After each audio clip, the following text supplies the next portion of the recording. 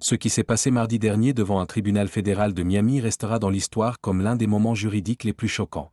Lorsque le juge Robert Harrison a décidé de se moquer de la superstar internationale Shakira lors de son procès fiscal très médiatisé, il n'avait aucune idée de ce qui l'attendait. C'est l'histoire de la façon dont l'une des plus grandes stars de la pop au monde a donné des instructions si sévères à un juge fédéral que toute la communauté juridique en parle encore. La matinée a commencé comme toutes les autres à la Cour fédérale du district sud de la Floride. Situé au cœur du centre-ville de Miami, cet imposant bâtiment a été le témoin d'affaires très médiatisées. Trafiquants de drogue, corruption politique, criminalité en col blanc, les salles de marbre font écho au pas de certains des accusés les plus notoires des États-Unis. Mais rien n'aurait pu préparer l'équipe à ce qui allait se dérouler dans la salle d'audience Utah. C'était le mardi 15 mars 2025 et le cirque médiatique battait déjà son plein. Des chariots de journaux bordaient la rue devant le palais de justice, leurs antennes paraboliques s'étendant dans le ciel comme des fleurs métalliques à la recherche du soleil. Les journalistes ont saisi leur micro et ont répété leurs premières répliques pour ce qu'ils pensaient être une affaire fiscale de célébrité.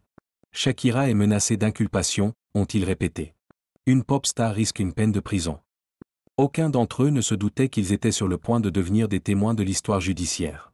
Au tribunal, les précautions de sécurité étaient strictes. Des agents de la police fédérale flanquaient chaque entrée, leurs yeux traquant la foule croissante de spectateurs, d'avocats et de spectateurs curieux qui avaient réussi à s'emparer de l'un des sièges limités de la galerie. L'atmosphère était pleine d'anticipation, mais aussi de ce genre particulier de scepticisme qui va de pair avec les problèmes juridiques des célébrités. Tout le monde supposait qu'il savait comment cela allait se dérouler, une autre star légitime qui verrait sa facture dans le système judiciaire américain. Le juge Robert Harrison a siégé à la Cour fédérale pendant 23 ans. À l'âge de 62 ans, il était nommé par Reagan et avait la réputation de diriger une salle d'audience serrée. Harrison était un homme de la vieille école, d'écoles amidonnées, des cravates soigneusement nouées et une conviction inébranlable que le respect de la loi passait avant tout. Il a présidé certaines des affaires les plus médiatisées du district, notamment la poursuite de plusieurs membres de haut rang d'un réseau international de blanchiment d'argent basé à Miami. Mais Harrison avait une faiblesse qui s'avérait être sa chute ce mardi matin. Il avait un ego de la taille de sa propre salle d'audience et un mépris particulier pour ce qu'il considérait comme les poids légers intellectuels de l'industrie du divertissement.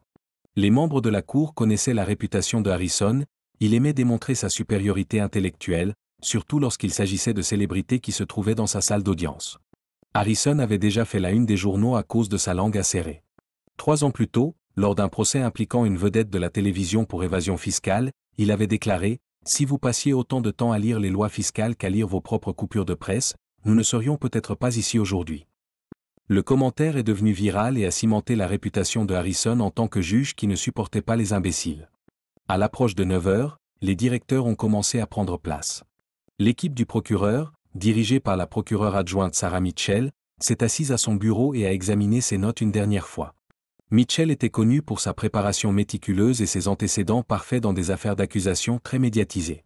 J'étais convaincu que ce serait une autre victoire facile, car à quel point pourrait-il être difficile de poursuivre une pop star pour évasion fiscale? À la table de la défense, une scène différente s'est produite. L'équipe juridique de Shakira, dirigée par le célèbre avocat de la défense pénale Marcus Shen, semblait inhabituellement détendue aux avocats défendant un client qui pourrait faire face à des décennies de prison fédérale.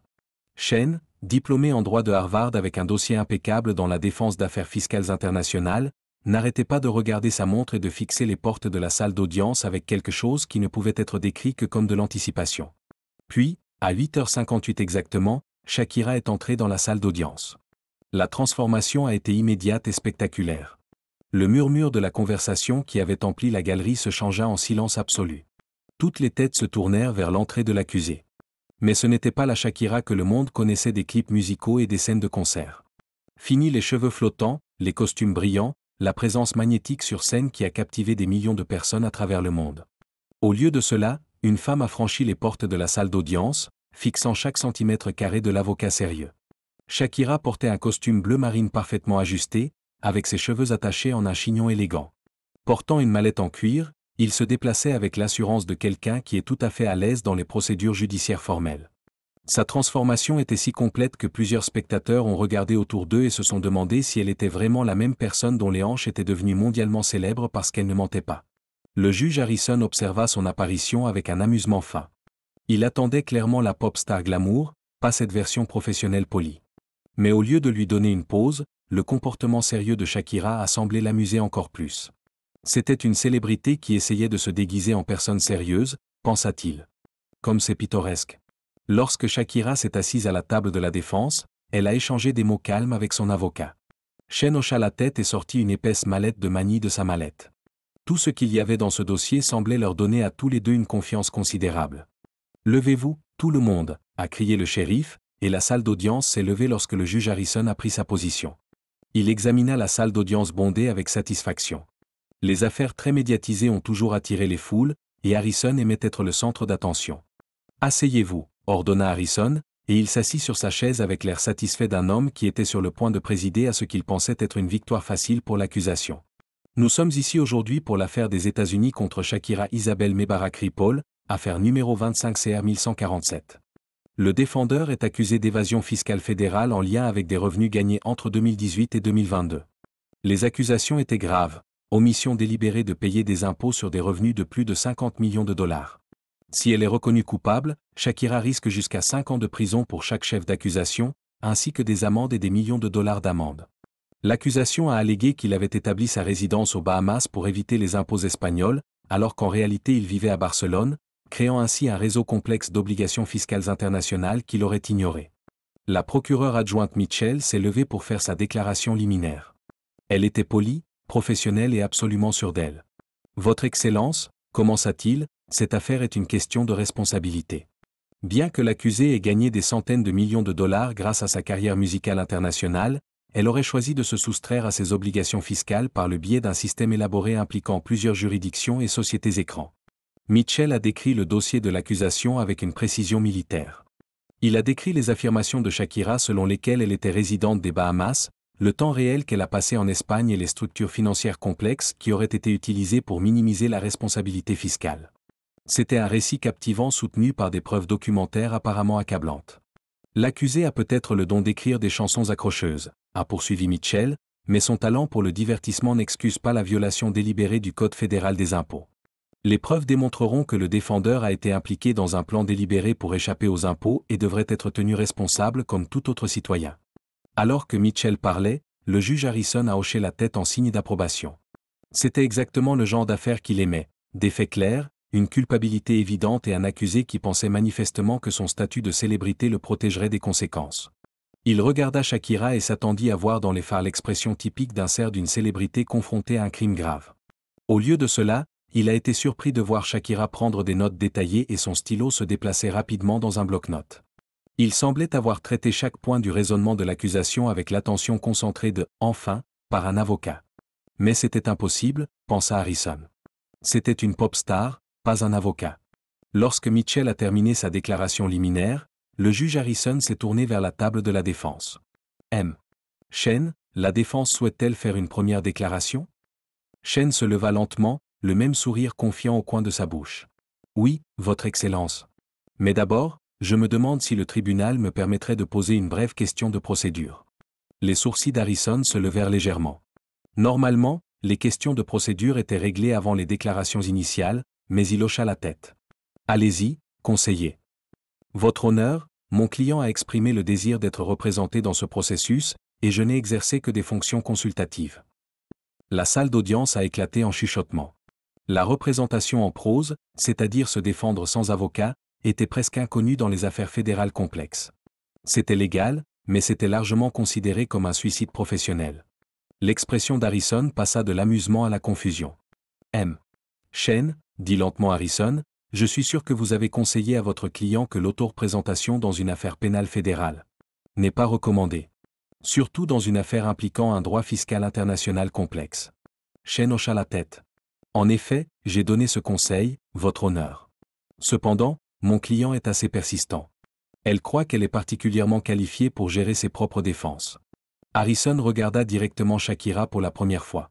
Donna Shakira, oui? Estimez-vous que vous avez le droit d'être représenté par un avocat compétent? Et qu'il est extrêmement risqué de se représenter soi-même dans les procédures pénales fédérales? Shakira se tenait là gracieusement, sa posture parfaite, sa voix claire et confiante.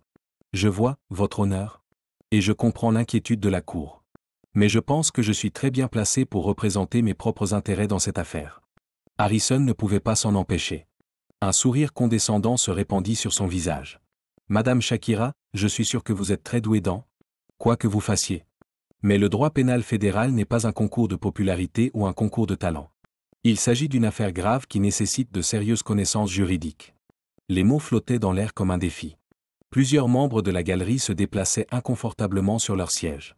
Le ton d'Harrison avait été indubitablement dédaigneux, presque insultant. La réaction de Shakira a été mesurée et professionnelle. Votre honneur, je comprends vos préoccupations et je partage votre engagement à l'égard du sérieux de ce processus. Je pense que mes qualifications deviendront évidentes avec le temps. Le sourire d'Harrison s'élargit. Vos qualifications? Madame Shakira, avec tout le respect que je vous dois, quelles qualifications pourriez-vous apporter pour vous représenter vous-même dans une affaire fiscale fédérale complexe? Vous êtes un chanteur, pas un avocat. C'était le moment qui allait tout changer. Shakira prit sa mallette et en sortit un document. Il s'est approché de la barre des témoins avec le pas confiant de quelqu'un qui appartenait à celle-ci et a remis le document au greffier du tribunal, qui l'a remis au juge Harrison. Votre honneur, dit Shakira avec une nouvelle autorité, je crois que ce document répond à votre question sur mes qualifications. Harrison regarda le document dans ses mains. Pendant qu'il lisait, son expression commença à changer. Le sourire condescendant s'estompa d'abord et fut remplacé par la confusion. Puis la confusion a fait place à la surprise. Et finalement, la surprise s'est transformée en quelque chose comme un choc. Il s'agissait d'un diplôme de l'Universidad Externado de Colombia, l'une des facultés de droit les plus prestigieuses d'Amérique latine. Mais ce n'est pas n'importe quel diplôme, mais un doctorat en droit, qui a été décerné summa laude à Shakira Isabel Mebarak Ripoll, spécialisée en droit fiscal international. Il y a eu un silence dans la salle d'audience alors que Harrison lisait le document à plusieurs reprises. La date du diplôme a montré que Shakira avait obtenu son diplôme de droit lors d'une prétendue « pause » de sa carrière musicale en 2019, une pause que tout le monde a supposé n'être qu'une autre pause de célébrité. Mais ce n'est pas tout. Le diplôme était accompagné d'un certificat attestant que Shakira avait réussi l'examen du barreau colombien avec le score le plus élevé de la dernière décennie. Et derrière elle se trouve une lettre du recteur de l'Université de l'Externado, dans laquelle il décrit la thèse de doctorat de Shakira sur « les conflits juridictionnels en droit fiscal international », une analyse comparative des cadres européens et latino-américains. Le visage d'Harrison était devenu tout à fait blanc. Le juge fier et condescendant, qui était sur le point de faire la leçon à une pop star sur les complexités de la justice, cherchait maintenant des références plus impressionnantes que celles de nombreux avocats qui ont comparu dans sa salle d'audience. Mais Shakira n'avait pas encore terminé. « Votre Excellence, a-t-il poursuivi, je dois également mentionner que pendant mon séjour à l'Université Externado, j'ai eu le privilège d'étudier avec le professeur Carmen Rodriguez, qui a littéralement écrit le manuel sur la conformité fiscale internationale cité dans la décision de la Cour suprême dans l'affaire Bolivar Corp. C. Commissaire. Le nom de Carmen Rodriguez a provoqué une agitation visible au sein du ministère public. Rodriguez était une légende du droit fiscal international, et son travail a été cité par les tribunaux du monde entier. Pour Shakira, étudier avec elle en personne était comme une étudiante en médecine qui prétend avoir étudié avec Jonas Salk. L'assistante du procureur Mitchell chuchota désespérément à son collègue, mais Shakira continua de parler. De plus, votre honneur, pendant que je construisais ma carrière musicale, j'ai travaillé comme consultant pour plusieurs sociétés fiscales internationales. J'ai aidé les multinationales à s'y retrouver dans le cadre réglementaire exact en cause dans cette affaire. Il retourna dans sa mallette et en sortit une autre mallette. Il s'agit de lettres de recommandation de Clifford Chance, associés principaux de Baker McKenzie et de Sullivan N. Cromwell, qui démontrent mon expertise en droit fiscal international. Les noms qu'il a floutés étaient le mont russe-mort des cabinets d'avocats internationaux. Ce ne sont pas des approbations accidentelles, mais des approbations des institutions juridiques les plus prestigieuses du monde qui ont confirmé son expertise. Le juge Harrison était sans voix. En 23 ans qu'il a passé à la banque, il n'avait jamais rien vécu de tel. La pop star, dont il s'était moqué et qu'il avait volontairement humilié, était plus doué en droit fiscal international que la plupart des avocats avant lui. De plus, a poursuivi Shakira, sa confiance grandissant à chaque révélation, j'ai publié 3 articles évalués par des pairs dans l'International Tax Review, dont un qui a été explicitement cité par la Cour de justice de l'Union européenne dans sa décision dans l'affaire Santander AG l'année dernière. Mitchell tapait maintenant frénétiquement sur son ordinateur portable, essayant manifestement de vérifier ses affirmations en temps réel. Sa confiance s'évaporait à chaque nouvelle révélation. « Votre Excellence, a déclaré Shakira, j'ai également été consulté par le gouvernement colombien sur la réforme de la politique fiscale, en particulier en ce qui concerne le traitement des artistes et des athlètes internationaux.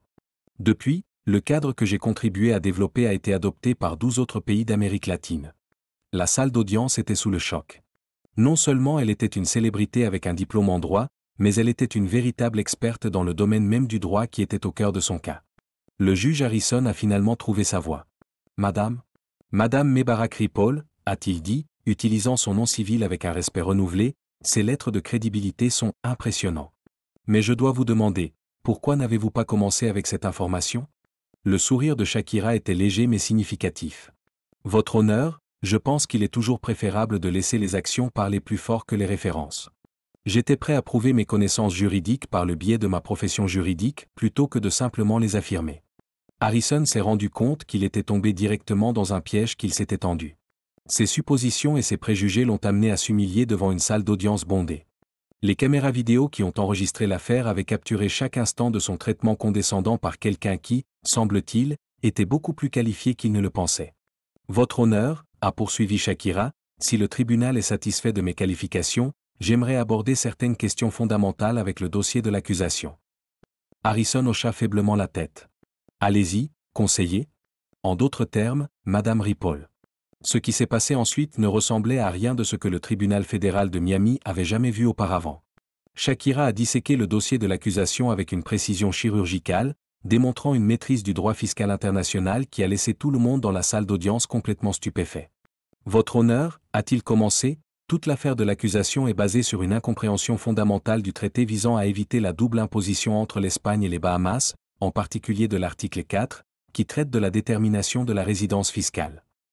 Il a été placé sur un chevalet de présentation qui avait été préparé pour la poursuite. Puis-je, votre honneur? Harrison, encore ébranlé par ces révélations, hocha la tête. Shakira a commencé à dessiner un diagramme complexe montrant la relation entre les différentes conventions fiscales internationales. Le ministère public fait valoir que ma présence physique en Espagne a créé une obligation fiscale automatique. Toutefois, ils n'ont pas tenu compte de l'application du modèle de convention fiscale de l'OCDE, en particulier, des règles de départage prévues à l'article 4, paragraphe 2. Il a parlé avec l'aisance de quelqu'un qui a passé des années à étudier ces mêmes sujets. Selon le cadre de l'OCDE, que l'Espagne et les Bahamas ont adopté, la résidence fiscale est déterminée non seulement par la présence physique, mais aussi par le centre des intérêts vitaux. Mitchell a pris des notes furieusement et a essayé de suivre le raisonnement de Shakira. Il était clair qu'il avait du mal à faire face à la complexité juridique. De plus, le ministère public a ignoré la Convention de Barcelone de 2019, qui traite spécifiquement du traitement fiscal des artistes internationaux. L'article 12 de la Convention précise clairement que la résidence fiscale est déterminée en fonction du lieu de l'établissement stable du contribuable et non de sa présence temporaire. Il s'est rendu directement au ministère public.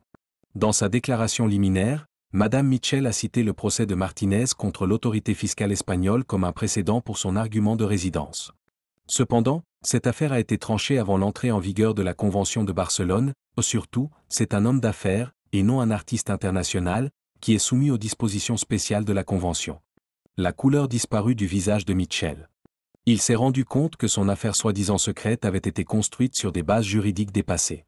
Shakira n'avait pas encore fini. Votre honneur, j'aimerais attirer l'attention de la Cour sur le concept de substance économique, tel que défini dans l'accord d'échange d'informations fiscales entre les États-Unis et les Bahamas de 2020. L'acte d'accusation allègue que ma résidence aux Bahamas était une supercherie, créée uniquement à des fins fiscales. Cependant, ils n'ont fourni aucune preuve que ma résidence aux Bahamas manque de substance économique. Il prit la mallette et en sortit un autre ensemble de documents. Ce sont des registres immobiliers qui montrent que j'ai acheté une propriété de 47 millions de dollars à Nassau en 2017 qui me sert de résidence principale depuis. Il s'agit de relevés d'emploi qui montrent que j'emploie 12 employés à temps plein aux Bahamas. Il s'agit de documents d'enregistrement d'entreprise qui montrent que 3 de mes sociétés sont constituées aux Bahamas et y ont des activités commerciales substantielles. Le juge Harrison examina les documents avec un étonnement croissant. Ce n'était pas seulement un argument juridique, c'était un cas magistralement conçu qui a brisé la théorie de l'accusation. Mais la chose la plus importante, votre honneur, a poursuivi Shakira, c'est que l'accusation a fondamentalement mal compris l'essence de mon travail. Ils ont l'air de penser que, parce que j'ai donné des concerts en Espagne, j'ai travaillé en Espagne pour des raisons fiscales. Toutefois, en vertu du droit fiscal international, en particulier des dispositions de l'instrument multilatéral modifiant les conventions fiscales existantes, le traitement fiscal des artistes est soumis à des règles spécifiques. Il prit un livre de droit qui se trouvait sur le bureau du sténographe judiciaire et se tourna vers une page marquée.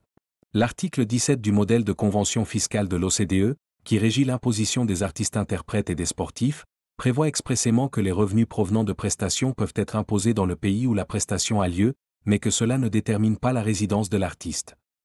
La distinction était cruciale, et tout le monde dans la salle d'audience pouvait voir que Mitchell n'avait pas prévu cet argument. En d'autres termes, le fait que j'ai donné des concerts en Espagne peut établir une obligation fiscale espagnole sur les revenus de ces performances spécifiques, mais cela n'établit pas et ne peut pas établir la résidence espagnole pour mes revenus mondiaux. Il s'arrêta pour laisser entrer le sujet. Toute l'accusation est basée sur la fausse prémisse que ma présence en Espagne a établi une résidence fiscale espagnole pour le processus. Selon le droit fiscal international, c'est tout simplement inacceptable. Le juge Harrison a griffonné des notes sauvagement. Au cours de toutes les années où il a travaillé dans la salle d'audience, il n'avait jamais vu un raisonnement juridique aussi sophistiqué de la part d'un accusé. Mais Shakira avait gardé le meilleur pour la fin. Votre honneur, il y a un autre problème que j'aimerais aborder. Le ministère public m'a accusé d'avoir participé à un plan d'évasion fiscale. Cependant, ils n'ont fourni aucune preuve d'une intention de le contourner. En fait, les preuves montrent le contraire. Il a présenté un autre document.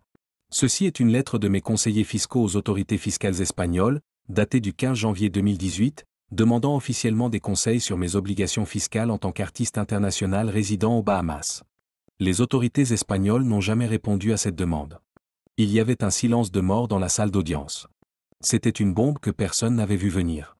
Il s'agit d'une deuxième lettre datée du 3 juin 2018, dans laquelle je demande à nouveau des éclaircissements sur ma situation fiscale. Une fois de plus, les autorités espagnoles n'ont pas réagi. La voix de Shakira se renforçait. Votre honneur, ces lettres montrent que, loin de vous soustraire à l'impôt, vous avez activement recherché des conseils auprès des autorités fiscales espagnoles pour assurer le respect de toutes les lois applicables. L'absence de réponse à ces demandes ne peut plus être utilisée comme preuve d'évasion fiscale de ma part. Le procureur adjoint Mitchell semblait vouloir disparaître au sol. La prétendue coquille s'est effondrée sous ses yeux. De plus, j'ai des documents qui montrent que j'ai déposé des déclarations de protection fiscale en Espagne au cours des années en question jusqu'à ce que ma situation fiscale soit clarifiée. Ces déclarations ont été présentées précisément pour éviter toute apparence d'évasion. Il a remis les déclarations de protection au greffier du tribunal. Votre honneur, ces documents montrent que non seulement je n'ai pas éludé les impôts, mais j'ai pris des mesures extraordinaires pour assurer le respect des lois fiscales potentiellement applicables, même lorsque ces lois n'étaient pas claires. Le juge Harrison a examiné les déclarations protectrices avec un profond étonnement. Les déclarations de protection étaient une stratégie fiscale progressive utilisée par les contribuables avisés pour protéger leurs droits tout en essayant de clarifier des questions juridiques complexes. Le fait que Shakira les présentait a montré un niveau de sophistication financière bien au-delà de ce à quoi on s'attendait. Votre Excellence, a déclaré Shakira, sur la base de ces faits, j'exige que toutes les accusations soient abandonnées. Le ministère public n'a pas été en mesure de prouver que j'étais un contribuable en Espagne, n'a pas prouvé l'intention de se soustraire à l'impôt et n'a pas répondu aux nombreuses preuves démontrant que j'ai fait un effort de bonne foi pour me conformer à toutes les lois fiscales applicables. La résignation s'est envolée dans les airs comme l'éclair. Le juge Harrison s'est penché sur Shakira pour l'équipe de l'accusation et vice-versa. En 30 ans d'expérience juridique, je n'ai jamais vu un tel renversement de situation devant un tribunal. Le procureur adjoint Mitchell a lentement grimpé. Votre honneur, le ministère public demande une courte pause pour examiner ces nouveaux développements. Harrison hocha la tête. Le tribunal entre en pause pendant 30 minutes. Lorsque la salle d'audience s'est vidée, le bourdonnement des conversations était assourdissant. Les journalistes ont appelé frénétiquement leurs rédacteurs, et les analystes juridiques ont essayé de traiter ce qu'ils venaient de vivre. Et le juge Harrison était assis seul sur le banc, fixant la pile de documents qui venaient de détruire ce que tout le monde pensait être une affaire ouverte et close. Au moment où le tribunal s'est réuni à nouveau, le comportement de Mitchell avait complètement changé. Le procureur confiant qui avait fait la déclaration initiale avait disparu et avait été remplacé par quelqu'un qui avait apparemment été écrasé par un train de marchandises légales. Votre honneur, dit Mitchell calmement, après avoir examiné les arguments de la défense et les documents à l'appui, les États-Unis procèdent respectueusement à l'abandon de toutes les charges contre l'accusé. La salle d'audience est devenue folle. Les spectateurs ont eu le souffle coupé, les journalistes ont crié des questions et les caméras ont flashé alors que tout le monde essayait de capturer le moment. Le juge Harrison a claqué le marteau à plusieurs reprises et a tenté de rétablir l'ordre. Motion accordée, dit Harrison, et sa voix était à peine audible dans le chaos. Toutes les accusations contre l'accusé sont rejetées avec préjudice. Mais l'histoire n'était pas encore terminée. Alors que la salle d'audience commençait à se vider, le juge Harrison a crié « Madame Mebarak Ripoll, puis-je vous voir dans la salle d'audience un instant? 5 minutes plus tard, dans l'intimité de son bureau, le juge Harrison a confronté Shakira en face de son bureau. Le juge arrogant qui l'avait provoqué quelques heures plus tôt avait disparu et avait été remplacé par un homme humble qui voyait clairement l'étendue de son erreur. Mademoiselle Mebarak Ripoll, commença Harrison, je vous dois des excuses. Mon comportement au tribunal aujourd'hui était inapproprié et non professionnel. J'ai fait des suppositions sur ses capacités en fonction de sa profession, et j'avais tort. Shakira hocha la tête amicalement. Votre honneur, je vous remercie pour vos excuses. Nous faisons tous des suppositions parfois. Harrison secoua la tête. Non, c'était plus que cela. J'étais condescendant et méprisant, et vous aviez parfaitement le droit d'être offensé. Ces arguments juridiques d'aujourd'hui étaient extraordinaires, meilleurs que beaucoup d'autres que j'ai entendus de la part d'avocats expérimentés. Il s'arrêta et se débattit avec ses prochains mots. Je suis dans ce domaine depuis plus de 20 ans et je n'ai jamais été autant surpassé qu'aujourd'hui. Non seulement a-t-il gagné son procès, mais il a également donné à tous les participants une masterclass en droit fiscal international. Shakira sourit. Votre honneur, la loi est un puissant instrument de justice, mais seulement si elle est appliquée équitablement et sans préjugés. Aujourd'hui, c'était un rappel pour nous tous. Harrison hocha la tête. En fait, c'était le cas. Et si je peux me permettre, qu'allez-vous faire maintenant? Avez-vous déjà pensé à pratiquer le droit à temps plein? Shakira éclata de rire. Votre honneur, j'ai le meilleur des deux mondes. La musique me permet de toucher le cœur des gens et la loi me permet de me battre pour la justice. Je ne vois pas pourquoi je ne pourrais pas continuer à faire les deux. Lorsque la nouvelle des événements de la journée s'est répandue, la communauté juridique était exubérante. La faculté de droit de Harvard a invité Shakira à donner une conférence sur la politique fiscale internationale.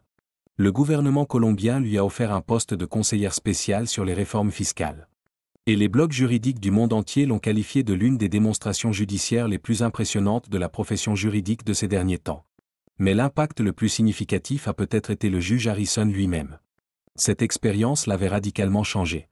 Il a fait une déclaration publique reconnaissant son comportement inapproprié et annonçant qu'il participerait à une formation judiciaire sur les préjugés inconscients et le comportement professionnel. La vidéo de l'audience est devenue virale en quelques heures. Des vidéos des arguments juridiques de Shakira ont été partagées des millions de fois sur les réseaux sociaux. Le hashtag #ShakiraScoopJudge tendance dans le monde entier pendant 3 jours. Les juristes l'ont qualifié de tournant dans la lutte contre les préjugés professionnels. Mais pour Shakira, la vraie victoire n'a pas été de gagner l'affaire, mais plutôt d'envoyer un message au monde. À une époque où les gens sont prompts à juger les autres en fonction de leur apparence, de leur profession ou de leurs antécédents, cela nous a rappelé avec force que l'intelligence se présente sous de nombreuses formes et qu'elle est souvent cachée derrière les personnes que nous pensons connaître. 3 mois plus tard, le juge Harrison annonça sa démission. Dans son discours d'adieu, il a parlé de l'importance d'aborder chaque cas et chaque personne avec un esprit ouvert. J'en ai appris plus sur la loi et sur moi-même en une matinée avec Shakira Mebarak Ripoll qu'en 20 ans de tribunal, a-t-il déclaré.